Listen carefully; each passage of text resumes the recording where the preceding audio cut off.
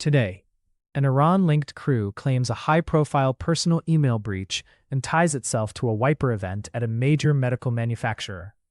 A Russian state-aligned group rolls out an iOS exploit kit via targeted emails. Citrix NetScaler appliances face active Recon for a critical memory bug. A backdoored Python package hides malware inside a WAV file. And a brief reminder, courtesy of a squid, about keeping signal over noise. This is your operational cybersecurity briefing. I'll cover what happened, why it matters, and concrete actions defenders can take now. First, the Iran-linked breach and a claimed wiper hit on Stryker.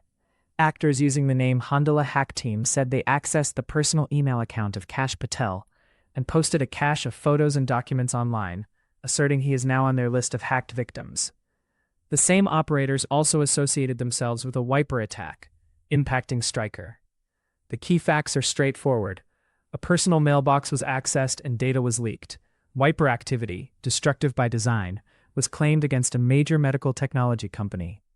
Why it matters? Personal email compromises can expose contact networks, metadata, backup codes, and cloud pivot paths.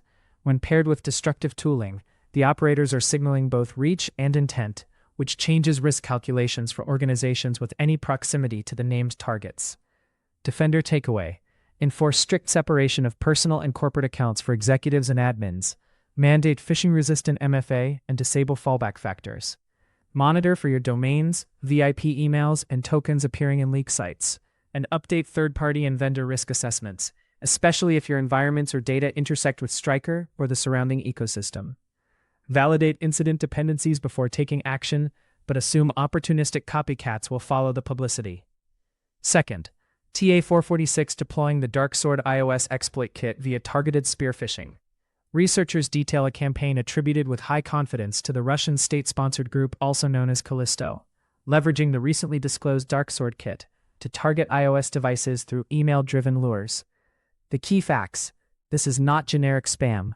It is tailored, it uses a fresh iOS exploit kit, and it aims at mobile endpoints that often sit outside traditional EDR coverage.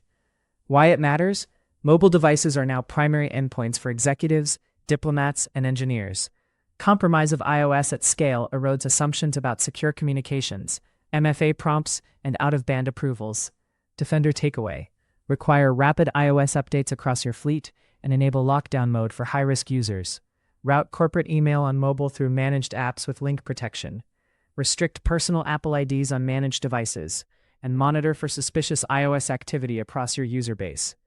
That concludes this segment of your operational cybersecurity briefing. Expand mobile telemetry with MDM and mobile threat defense, and run targeted phishing simulations that include mobile-first scenarios.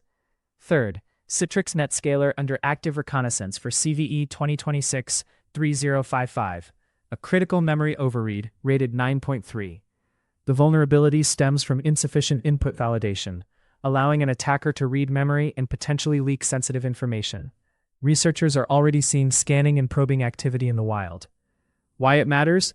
NetScaler ADC and gateway devices commonly sit on the edge, brokering remote access and authentication. A memory overread on a perimeter service can expose session tokens, credentials, or configuration details that accelerate lateral movement. Defender takeaway: identify all internet-facing NetScaler instances and apply the vendor's fixed releases or mitigations immediately. Restrict exposure by placing management interfaces behind VPN or allow lists. Enable and tune logging to capture anomalous requests and high-entropy responses. And consider temporary WAF rules to reduce exploit surface while patching. Fourth, a backdoored telnix package on PyPI pushed malware hidden inside a WAV audio file. Attackers compromised the package and uploaded malicious versions that deliver credential-stealing malware using a WAV file as the carrier. The key facts: this is a supply chain event on a popular package registry. The payload uses an audio container to evade naive content inspection, and the objective is credential theft, which often cascades into cloud compromise. Why it matters? Developer workstations and CI/CD runners that pip install updated packages are high-leverage targets. A single poison dependency can expose cloud keys, package signing credentials, and production secrets. Defender takeaway: immediately inventory where the telnix Python package is used. Verify installed versions and hashes against a known good baseline, and quarantine affected environments. Rotate developer and CI credentials, including cloud access keys and tokens, enforce dependency pinning in lock files, adopt package provenance controls and artifact signing, and monitor egress for unusual downloads and exfiltration tied to build systems.